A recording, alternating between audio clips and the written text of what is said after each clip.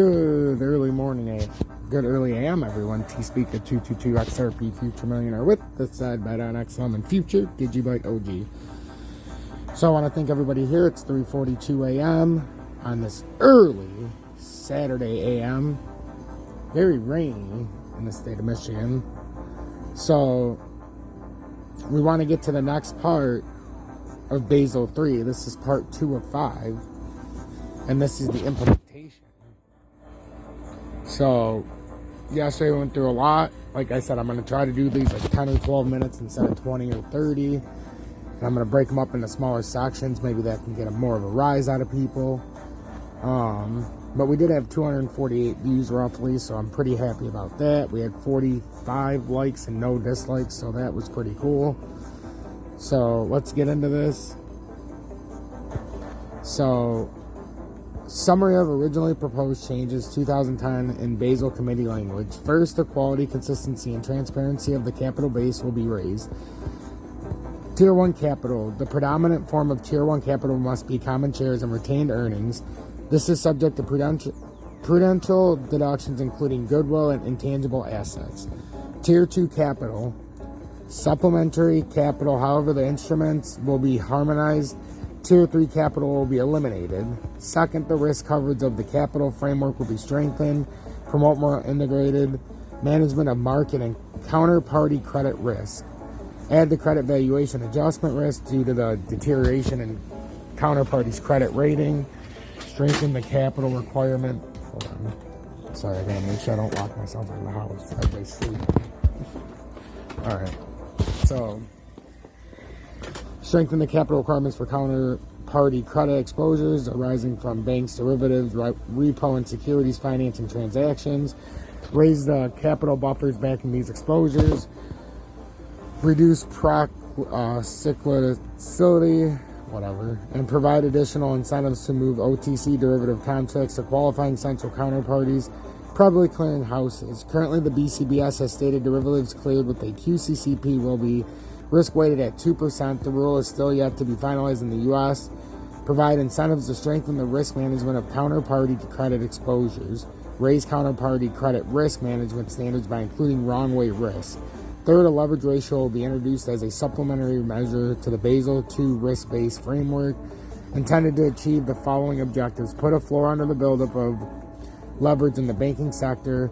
Introduce additional safeguards against model risk and measurement error by supplementing the risk-based on gross exposure. Fourth, a series of measures is introduced to promote the buildup of capital buffers in good times that can be drawn upon in periods of stress, reducing procyclicality and promoting counter-cyclical buffers. Measuring to address address PC, dampen excess cyclicality of the minimum capital requirement, promote more forward-looking provisions, conserve capital, build buffers at individual banks in the banking sectors that can be used in stress, and achieve the broader macro-prudential goal of protecting the banking sector for periods of excess credit growth. Requirement to use long-term data horizons to estimate probabilities of default, downturn loss given default estimates recommended in Basel II to become mandatory, improved calibration of the risk function which convert loss estimates into regulatory capital requirements. Banks must conduct stress tests that include widening credit spreads and recessionary scenarios. So they're really going to have a tightening up when it comes to recession-type events. So it's going to make things very, very interesting when Basel 3 actually goes into full effect, and then moving further into Basel 4. But we can't get to Basel 4 before we know what Basel 3 is.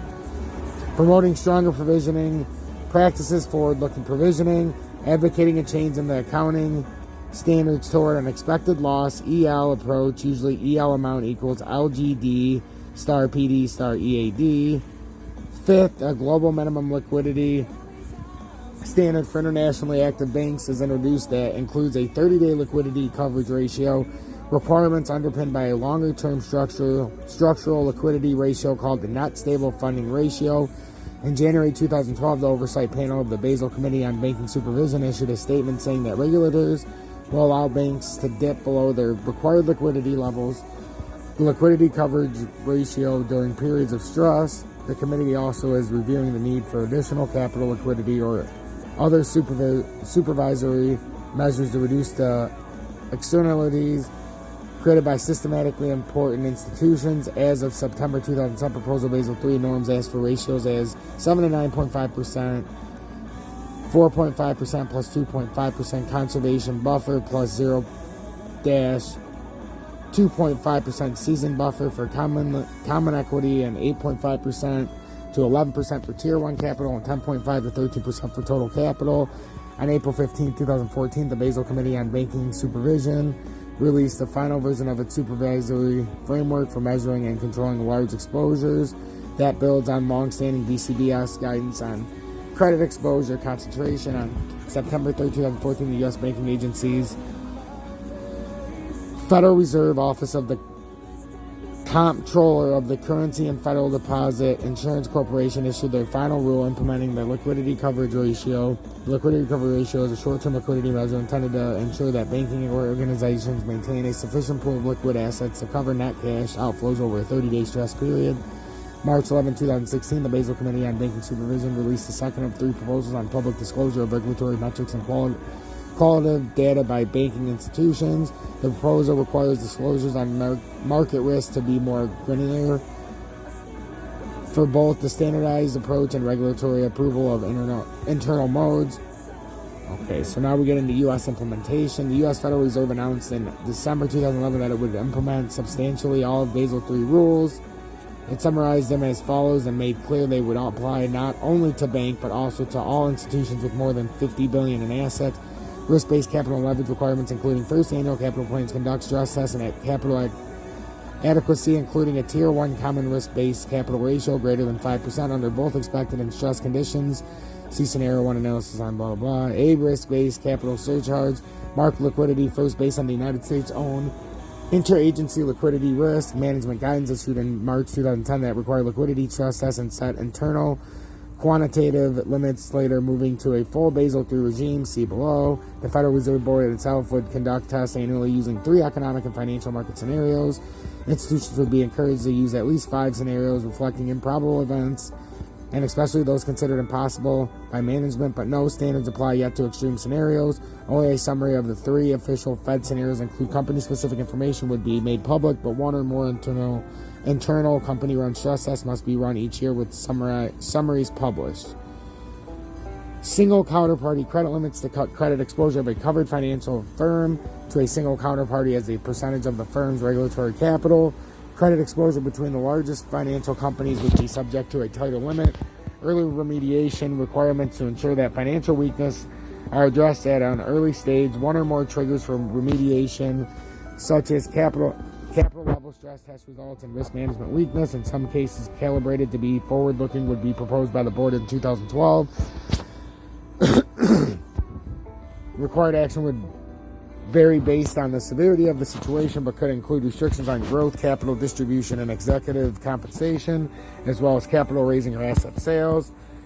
In April 2020, in response to the COVID-19 pandemic, the Federal Reserve announced a temporary reduction of the supplementary leverage ratio applicable to financial institutions with more than $250 billion in consolidation assets from 3% to 2% effective until March 31st, 2021. On March 19, 2021, the Federal Reserve announced that the year-long emergency relief would not be renewed at the end of the month.